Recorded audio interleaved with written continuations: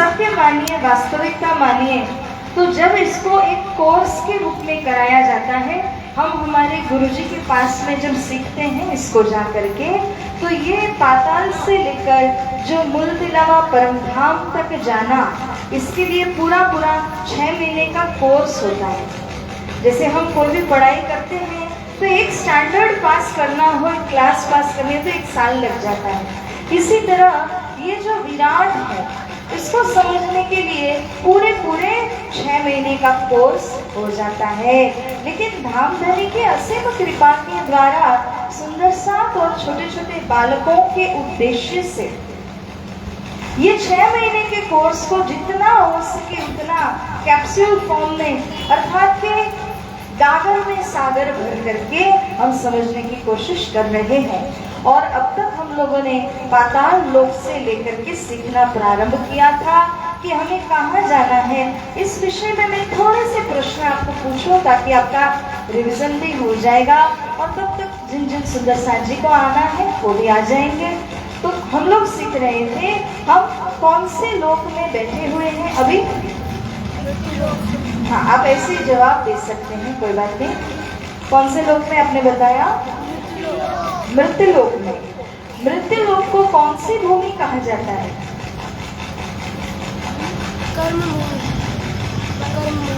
कर्म भूमि कहा जाता है। मृत्यु लोक के अलावा जो जितनी भी भूमियां हैं उनको भोग्य भूमि कहते हैं। क्या बोलते हैं? भोग्य भूमि। क्योंकि जो कर्म करने की जगह है वो केवल मृत्यु लोक है। कर्म करने की जगह केवल मृत्यु लोक है, और उसको भोगने की जगह चाहे वो सुख या दुख देता हो, किंतु उसको भोगा जाता है अन्य अन्य स्थानों में जाकर। कल हम लोग श्रवण कर रहे थे कि 14 लोक ब्रह्मांड की राजधानी, अथवा तो हम कहें कैपिटल, वो किसको कहा जाता है? 14 लोक की राजधानी किसको कहा जाता है? याद कीजिए बच्चों, हमने कल किया था ना 14 लोक की राजधानी। हाँ बोलो बेटा। 14 लोक में कहा परम धाम आएगा? 14 लोक की राजधानी किसको कहा है? बड़े छोटे आप सभी को ही जवाब दे सकते हैं। ये देखिए, ये 14 लोक ब्रह्मांड जो है, ये है ना, उसमें राजधानी कहाँ है? ऊपर है कि नीचे? ऊपर है। जैसे ये वाली, तो इसका नाम क्या बताइए? सतलोक। सही बात है, बहुत अच्छे बेटा। सतलोक इसकी राजधानी है। सतलोक में कौन कौन रहते हैं? हाँ, ब्रह्मा, विष्णु और महेश। आप सबको याद आ रहा है? ठीक है, तो सभी ध्यान दीजिएगा। विशेष करके मैं चाहती हूँ बच्चे बहुत ध्यान दें, क्योंकि आपका माइंड एक कोरी पाटी की तरह होता है। जो भी इसमें हम लिखते हैं वो फौरन रजिस्टर हो जाता है। अच्छा, अब ये बताइए, हमारी आत्मा का लक्ष्य कौन से धाम में पहुंचने का है? कौन से धाम में? परम धाम में। हाँ माता जी बोलिए। परम धाम में। अच्छा, अब वो चौपाई आपने याद की थी ना, हद बेहद वाली, हद पार। हाँ, याद आ रहा है? वो चौपाई याद आ रही है आपको? वो चौपाई कौन सुनाएगा?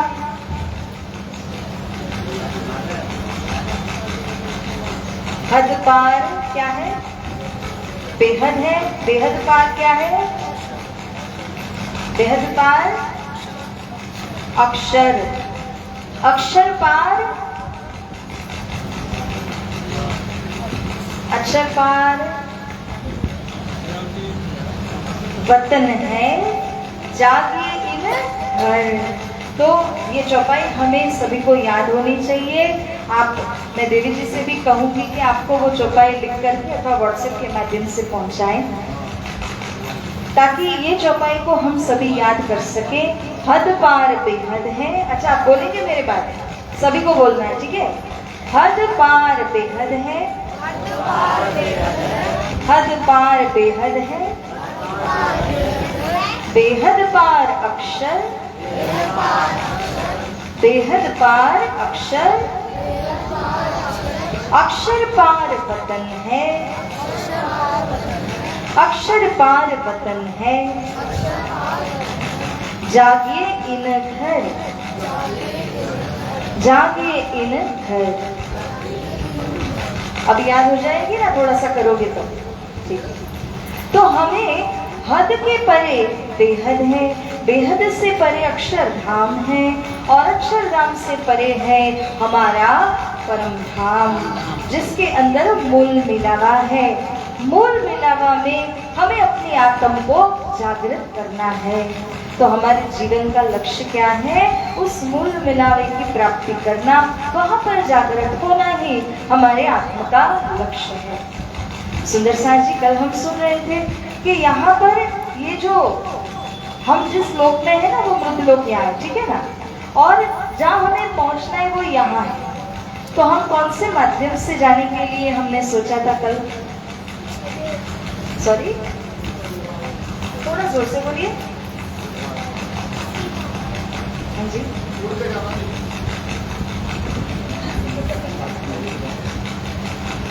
क्या मतलब? सिंहासन सीधा, ओके ओके, ठीक है। कौन से माध्यम से जाओगे? गाड़ी में जाओगे, किसमें जाओगे? कोई माध्यम सोचा था नहीं हमने?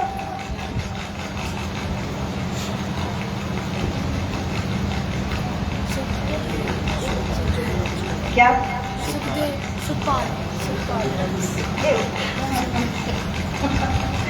सुखपाल, ठीक है। उसने इतना तो याद रखा है, सुख, कुछ तो सुख वाला ही है। सुखपाल, सुखपाल क्या है? जैसे आप लोगों ने सुना होगा कि बड़े बड़े जो बिजनेस क्लास के लोग होते हैं, उनका खुद का चार्टर्ड प्लेन होता है। वो जहाँ जाए, जिस समय जाए, उनको कोई रिजर्वेशन के लिए रुकावट नहीं होती है। इसी प्रकार से परम धाम से आई हुई सखियों के लिए भी क्या है? प्लेन है, विमान है, और उस विमान को बोलते हैं सुखपाल। क्या बोलते हैं? अब भूलोगे आप लोग, याद रखना, सुखपाल, ठीक है। वो सुखपाल में कौन हमें बिठा कर ले जाएंगे? कल इसके ऊपर भी बात की थी ना हमने जी। धनिश्री देवचंद्र जी महाराज, जिनको हम क्या बोलते हैं बेटा? हम उनको क्या बोलते हैं? सद्गुरु, ठीक है।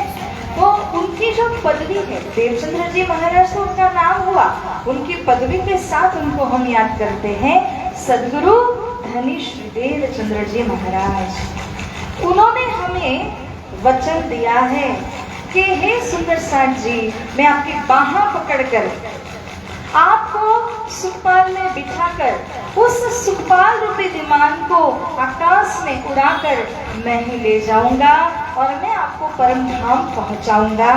तो इस प्रकार से कह करके मृत्यु लोक से लेकर सीधा ही परम धाम तक, यानी कि हम जिस बिल्डिंग में रहते हैं उसकी चौखट तक उतारने की जिम्मेदारी किनकी हो गई? सदगुरु को बेटा। सदगुरु धनिश्री देवचंद्र जी महाराज जी की वो जिम्मेदारी है कि वो हमारी बाहां पकड़कर हमको ले जाते हैं। लेकिन इसके लिए हमें क्या करना होगा? वो तो ले जाएंगे, पर हमें क्या करना पड़ेगा? बैठने के लिए उस सुखपाल में बैठना है तो क्या करोगे बताओ?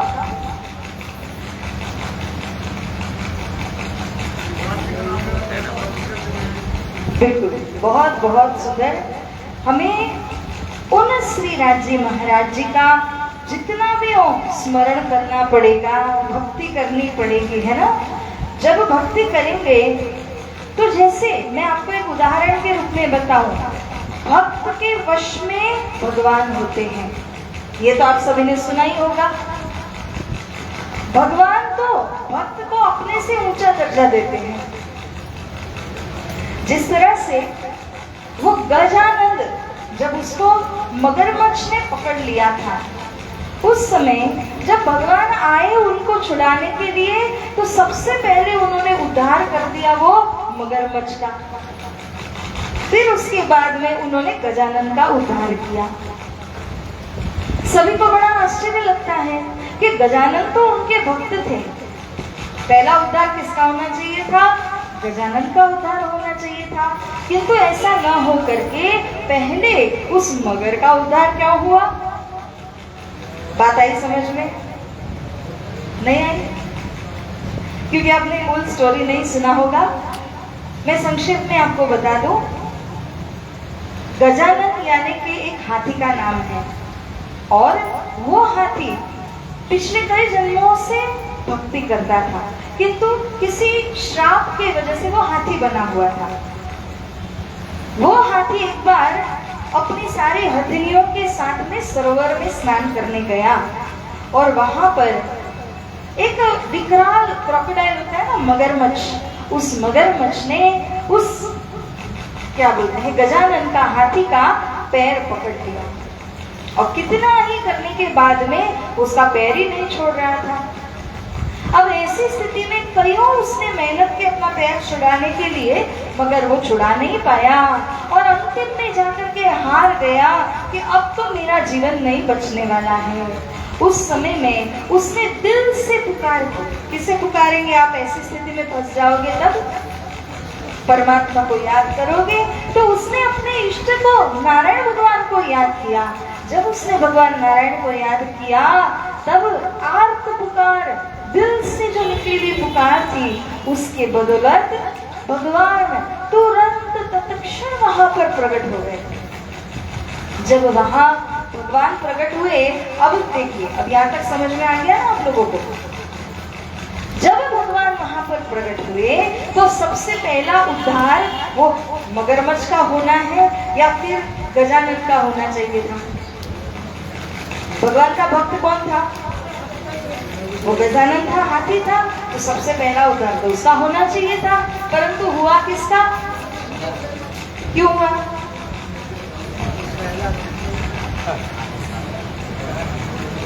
सोचिएगा क्यों हुआ?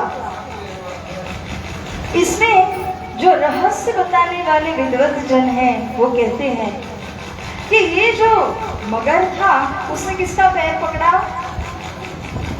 किसका पैर पकड़ा था? हाथी का पकड़ा था। हाथी कौन था? भक्त था।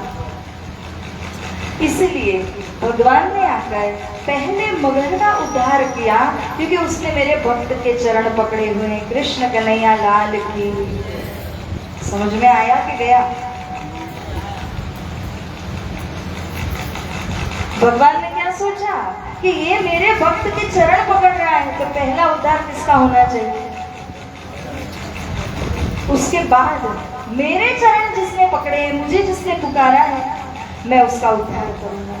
अपने भक्त को इतना महत्व भगवान देते हैं। वो भगवान कौन है? नारायण जी हैं। जब भगवान नारायण अपने भक्तों को इतना सारा महत्व देते हैं, इतना प्यार करते हैं, उनके लिए इतना कुछ करते हैं, तो हमारे तो धनी अक्षरातीत पूर्ण ब्रह्म परमात्मा हैं, श्री राजी महाराज हैं। श्री राजी महाराज जी वो हमारे लिए क्या नहीं करेंगे बताइए? वो सोचने की बात है। तो सुंदर सार जी, मैं ये कहने जा रही थी, मेरा प्रश्न ये था आप लोगों से कि अगर हमें उस सुखपाल में बैठना है परमधाम जाने के लिए, सुखपाल चलाने वाले तो सदगुरु धनी मिल गए हमें, और वो सुखपाल भी हमें सीधा ही ला करके देंगे, और उसमें हमें बैठा कर ले जाने की जिम्मेदारी भी वो ही ले रहे हैं। वो तो ठीक है, परंतु उस सुखपाल में बैठने के लिए आपको क्या करना पड़ेगा? भक्ति करनी पड़ेगी। और जितना आप इष्ट के नाम का भजन करेंगे, उतना ही सरल हो जाएगा सदगुरु को रिझाना। सदगुरु को रिझा लिया आपने, तो सदगुरु सुखपाल लेकर आपको बिठाकर उसमें से वापस ले जाएंगे। तो मैं ये कहना चाहती हूँ कि भगत के वश में है भगवान, जो कहा जाता है। सदगुरु किसके वश में है? सदगुरु किसके वश में है? हमारे बोलना तो बहुत सरल है, बहुत सरल है, मगर वास्तव में उनको रिझाना नहीं पड़ेगा। बताइए आप लोग, रिझाने के लिए ही क्या होता है, जितना हो सके उनका नामस्मरण होता है, जितना हो सके उनकी सेवा भक्ति होती है। वह करने से हम अपने धनी को क्या कर लेते हैं, रिझा लेते हैं, उनका दिल मना लेते हैं। मैं सिंपल सा उदाहरण हर जगह देती हूँ, आपको भी देती हूँ। मान लीजिए कि आपके घर में कोई काम करने के लिए आता है और वो सालों साल आपके घर में ही काम कर रहा है, उसने कहीं और काम नहीं किया। आपका विश्वास है उसके ऊपर कि अच्छे प्रकार से काम करता है। किसी दिन अगर वो बीमार हो जाए, वो आपसे मदद मांगे, तो आपको क्या लगेगा, हाँ बेचारा ये तो मेरे साथ जुड़ा हुआ है, तो थोड़ी मदद मेरी करनी बनती है, मेरी जिम्मेदारी है, क्योंकि उसने इतने सालों की मेहनत से आपका दिल जीता है। उसी जगह अगर कोई जस्ट 10 दिन पहले आया हो और आकर के इस तरह की मांग फरमाइश करे, तो हमारे मन में क्या आएगा, ये तो अभी का जुड़ा हुआ है, इसके ऊपर मैं विश्वास कैसे करूंगा, ये बात आ जाती। चाहे हम मदद कर भी लेंगे ना, मगर हमारे दिल में क्या आएगा कि अभी अभी जुड़ा हुआ है, तो वो नाता बनता नहीं है, वो बॉन्डिंग आती नहीं है। जब आप सालों साल धनी जी की सेवा करते हुए, उनके हृदय को रिझाते हुए जब आप उनके समीप हो जाते हैं, तब धनी क्या करते हैं, कृपा करते हैं। सीधा हिसाब है, याद, आप धनी को याद करो, धनी क्या करेंगे पता है, धनी को जो याद करता है ना, धनी उसके लिए क्या करेंगे, हाँ जी, किसने कहा है,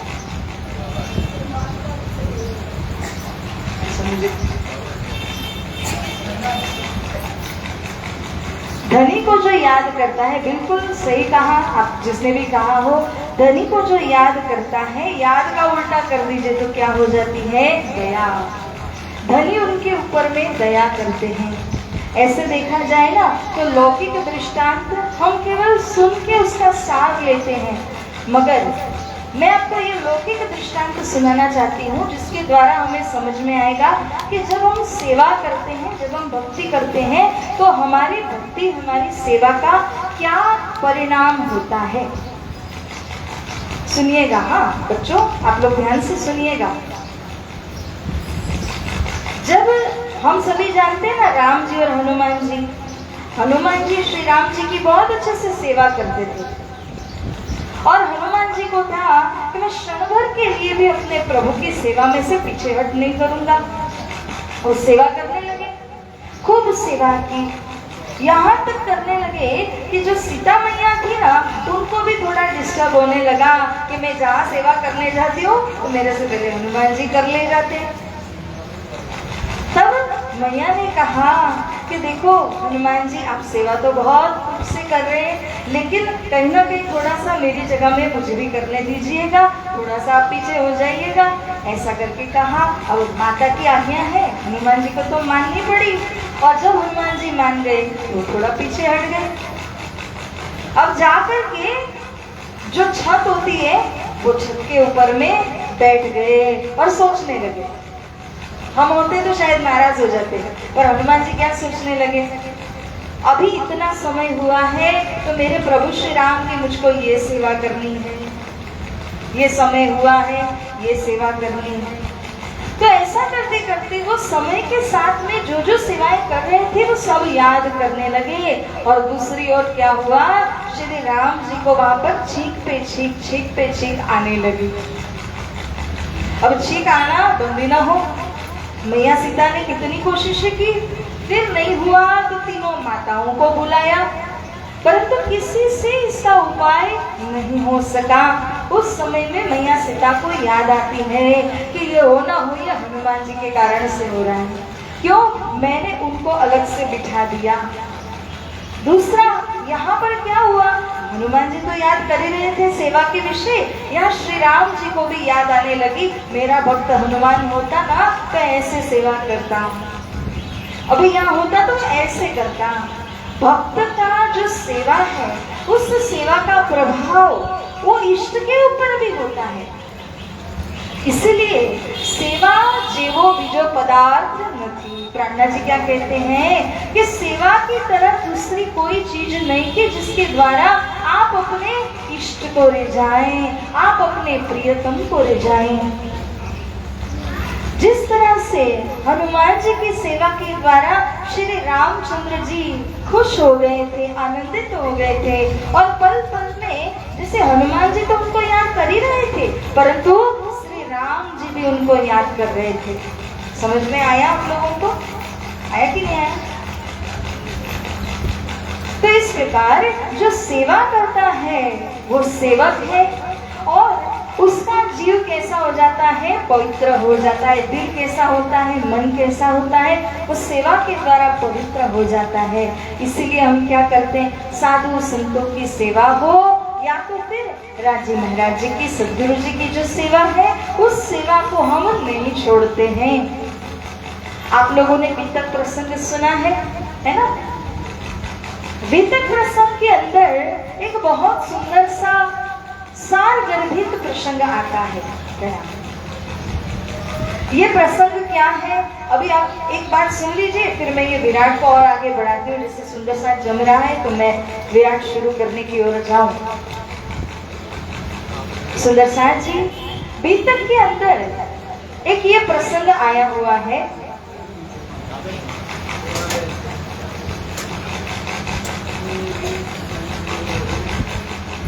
बोलो श्री कृष्ण कन्हैया लाल की। अब सभी यहाँ पर ध्यान देंगे। बीतक के अंदर यह प्रसंग आया हुआ है जिसमें कि सदगुरु धनीश्री देव जी महाराज, हेलो, सदगुरु धनीश्री देवचंद्र जी महाराज जो तखत के ऊपर में बैठ करके दिन में 3-3 बार चर्चा किया करते थे, और जो हीरबाई नाम की बहन थी वो हीरबाई सेवा करती थी रसोई बनाने की। ये उनकी अखंड सेवा चलती रहती थी दिन प्रतिदिन। तो वो ये जो सेवा कर रही थी हीरबाई, एक दिन क्या हुआ कि श्री सदगुरु जी ने जैसे ही चर्चा को पूरा किया, उनके हृदय में से श्री कृष्ण तो रोज आकर के सभी को दर्शन देते ही थे, तो श्री कृष्ण जी ने दर्शन दिए। और उस दिन ऐसा हुआ कि हीरबाई माता जो रसोई घर में रसोई पका रही थी, उनके पास एक बड़ा सा वो कढ़ाई बोलते हैं ना, जिसमें माताएं बहनें दाल वगैरह बनाती हैं, वो कढ़ाई में होल पड़ गया, छिद्र बन गया, और वो छिद्र बन जाने की वजह से पानी सारा टपक टपक के चूल्हे में जाने लगा। तो चूल्हा जो है वो बुझ जाता है, वो जलाती है, वो बुझ जाता है, दाल पकी नहीं पा रही थी। ऐसा करते करते चर्चा पूरी हुई, कृष्ण जी प्रकट भी हो गए सदगुरु जी के हृदय धाम में से, लेकिन यहाँ भोजन तैयार नहीं हुआ था, भोग कैसे लगता? तो इस प्रकार से जब श्री कृष्ण जी प्रकट हो गए तो वो जाते हैं अंदर रसोई घर में, और जाकर के देखा हीरबाई बड़ी परेशान थी क्योंकि दाल बन ही नहीं पा रही थी। तब श्री कृष्ण जी ने हीरबाई से कहा कि बहन आज रसोई तैयार नहीं हो पाई, क्या हुआ, क्या वजह है, इतना देरी क्यों हुआ? हीरबाई कहते हैं मैं क्या करूं, आपके जैसे पूर्ण ब्रह्म परमात्मा मेरे धनी है, वो धनी तो मुझे मिल गए, लेकिन खाना बनाने के लिए ना एक अच्छी सी मुझे कढ़ाई नहीं मिल पाई अभी तक। जैसे ये शब्द सुने तो तुरंत दूसरे ही दिन जब श्री कृष्ण जी प्रकट हुए, उन्होंने आकर के हीरबाई माता जी को एक कढ़ाई दे दी, मगर वो कढ़ाई कैसी थी पता है? सोने की कढ़ाई लाकर दे दी, केवल एक ही डायलॉग में। तब हीरबाई माता को हुआ अभिमान, उन्हें लगा कि अरे मैंने एक बात क्या बोल दी, तो श्री कृष्ण जी मेरे लिए सोने की कढ़ाई लेकर आ गए, तो मैं तो इनके ऊपर पूरा अधिकार करूंगी इस तरह से, और जो भी मेरे मन में आएगा मैं इनसे सीधा ही मांग सकती हूँ, ये तो मुझे जो भी ला करके देंगे। ऐसा सोच करके जो हीरबाई माता थी वो अब सतगुरु जी की सेवा में से पीछे हटने लगी। क्या सोचा उन्होंने? श्री कृष्ण मेरे साथ हैं तो मुझे सेवा भी क्यों करना चाहिए, मैं सीधा ही कृष्ण जी से कहूंगी, वो सब कुछ मेरे लिए कर देंगे। जब ये अभिमान उनके दिल में आया, सदगुरु जी ने तुरंत पहचान लिया कि जो हीरबाई इतना प्रेम से सेवा करती थी वो आजकल इतना पीछे हट करके क्यों रहती हैं, क्यों सेवा में उनका मन नहीं लग रहा है। जब उन्होंने यह पहचान लिया तब सदगुरु जी समझ गए कि ये कारण है, गर्व हुआ है उनको। अब सदगुरु जी ने क्या किया, उनको समझाने के लिए, देखो भक्त के अंदर जो अभिमान आ जाता है सबसे बुरा लगता है भगवान को, क्योंकि अभिमान क्या होता है, नरक का द्वार है, अभिमान कोई अच्छी चीज नहीं है। इसलिए भगवान क्या करते हैं कि जब भी उनके भक्त के अंदर अभिमान आ जाए तो उस अभिमान को वो स्वयं ही निर्मूल कर देते हैं। तो इस प्रकार से जब यहाँ हीरबाई माता जी को गर्व हुआ तो उस गर्व के अंदर सदगुरु जी ने सोचा कि मेरी हीरबाई सखी को इस तरह से गर्व तो नहीं होना चाहिए था, परंतु हुआ है। तो उन्होंने क्या किया, एक दिन जब हीरबाई माता जी ने रसोई को तैयार कर लिया, उस समय हीरबाई माता आती है और आकर के श्री सदगुरु जी को इशारा करती हैं कि सदगुरु महाराज जी रसोई तैयार है, अब आप चर्चा को विराम दे दीजिए ताकि सभी भोजन की तरफ आगे बढ़ेंगे। तब श्री सदगुरु जी ने कहा कि हाँ मैं चर्चा पूरी करता हूँ लेकिन थोड़ी सी देरी है मुझे। जब ऐसा कहा तो हीरबाई ने सोचा तब तक मैं क्या करूं, श्री कृष्ण जी को मैं बुला करके भोजन करा दूं, इसी बहाने एकांत में बातें हो जाएंगी। तो हीरबाई माता जी श्री कृष्ण जी को आह्वान करने लगी, हे कृष्ण आप आइए ना, आप भोजन करिए ना। मगर कृष्ण नहीं आए, क्यों नहीं आए सोचते रहना, श्री कृष्ण नहीं आए। फिर थोड़ी समय हुई तो हीरबाई माता जी वापस से कहाँ गए, सदगुरु जी के पास। सदगुरु जी को जाकर के उन्होंने इशारा किया, अरे सदगुरु जी भोजन तैयार है, ठंडा पड़ रहा है, तो अब आप चर्चा को विराम दे दीजिए, आप आ जाइए भोजन करने के लिए। परंतु सदगुरु जी कहते हैं कि नहीं अभी भी मुझे देरी है, आप जाइए श्री कृष्ण जी को आरोगा दीजिए, मैं आऊंगा। फिर से वे गए, आह्वान किया, किंतु श्री कृष्ण जी प्रकट नहीं हुए।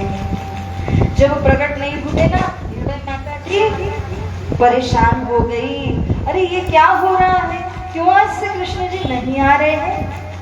ये सोच करके आंखें देखो तो लाल लाल हो गई थी। अब तीसरी बार गई ना सदगुरु जी के पास, तब सदगुरु महाराज समझ गए हीरबाई ने पूरी कोशिश कर ली है परंतु कृष्ण प्रकट नहीं हुए हैं, इसीलिए अब मैं चर्चा को विराम देता हूँ। जैसे ही सदगुरु जी ने जयकार लगाया, चर्चा को विराम दिया, नीचे पड़ी हुई पादुका होती है ना चरण दासी, वो चरण पादुका को उन्होंने जैसे ही धारण किया, कृष्ण जी प्रकट हो गए। कृष्ण कन्हैया लाल की। श्री कृष्ण तुरंत सदगुरु जी के हृदय में से प्रकट हो गए। जैसे ही प्रकट हुए रसोई घर में गए, किसकी खबर लेनी थी, किसकी खबर लेने गए रसोई घर में, हीरबाई की। हीरबाई की खबर लेने के लिए वो रसोई घर में पहुंचे। अब आज तो हीरबाई पास ही नहीं आ रही है कृष्ण जी के, रोज तो आ करके बड़ा जिमाती थी अच्छे से, मगर आज तो पास ही नहीं आ रही है। उस समय में श्री कृष्ण जी ने कहा क्या हुआ देवी, क्यों परेशान लग रहे हो आप। तो कहा मैंने इतनी बार आपको आह्वान किया, आ नहीं सकते थे, कब से मैं आपको बुला रही थी। तब श्री कृष्ण क्या कहते हैं, ध्यान से सुनिएगा। श्री कृष्ण जी कहते हैं चर्चा में समय लग रहा था, चर्चा में देरी थी, इसीलिए मैं भी नहीं आ सकता था। सतगुरु महाराज की। आप समझ गए, श्री कृष्ण और श्री सतगुरु अलग है क्या, एक ही है। श्री कृष्ण जी सदगुरु जी के पावन हृदय धाम में विराजमान है। और इसीलिए कृष्ण जी को रिझाना है तो सदगुरु जी के बिना रिझान नहीं सकते हो।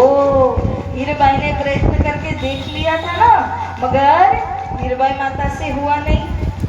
हीराबाई माता ने कोशिश की कि मैं कृष्ण जी को पुकारो, आह्वान करके बुलाने की कोशिश भी करती है, मगर श्री कृष्ण जी प्रकट नहीं हुए, क्योंकि जब तक सदगुरु जी आज्ञा नहीं दे देते कृष्ण प्रकट नहीं हुए थे। कृष्ण कन्हैया लाल की।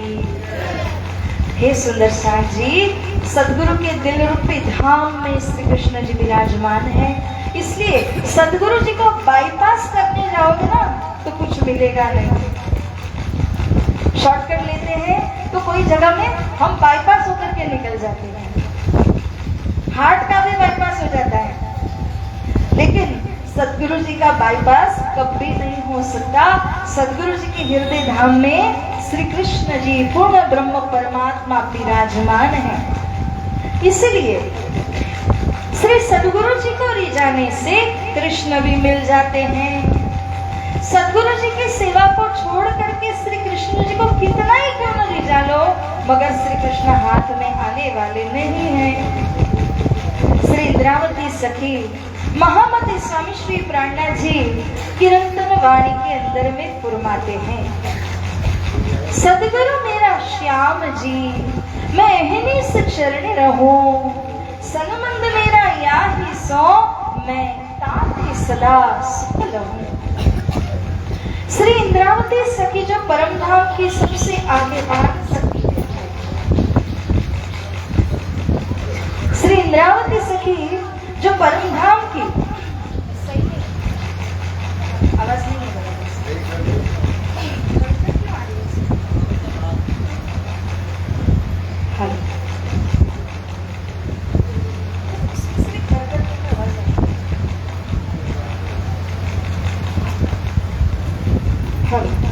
इसका बढ़ाइए ना वॉल्यूम थोड़ा सा, इसका वॉल्यूम हेलो हेलो हेलो। तो श्री सदगुरु जी के लिए इंद्रावती सखी जी कहती हैं, सदगुरु मेरा श्याम जी मैं अहनिस चरणे रहूं, सदगुरु ही मेरे श्याम हैं, सदगुरु जी ही मेरे श्री कृष्ण हैं, और मुझे कहाँ रहना है, मुझे रात दिन उनके पावन श्री चरणों में रहना है। क्यों? संबंध मेरा या ही सो, मेरा जो संबंध है परम धाम का मूल संबंध है, वो मूल संबंध है सदगुरु महाराज जी के साथ में। इसीलिए मैं ताते सदा सकलो, मैं उनसे हमेशा क्या लेना चाहती हूँ, सुख ही सुख, आनंद ही आनंद लेना चाहती हूँ। बिना सदगुरु के श्री राज श्यामा जी को हम रिझा नहीं सकेंगे। उस सदगुरु जी की सेवा में जो ताकत है, जो शक्ति है ना सुंदर साथ जी, वो अपरंपार है। सदगुरु ही वो है जो परम धाम का दरवाजा भी खोल देते हैं। तो अब मैं, क्योंकि सुंदर साथ जी आ चुके हैं, एक छोटा सा धुन बोल करके अब विराट को हम आगे बढ़ाते हैं। अब तक हम लोगों ने थोड़ा रिविजन और थोड़ी जी जो आसपास की जो बातें समझने की थी उनको हमने समझा। एक आध मिनट का धुन लगा करके हम सीधा ही विराट में प्रवेश होते हैं। बोलिए श्री कृष्ण कन्हैया लाल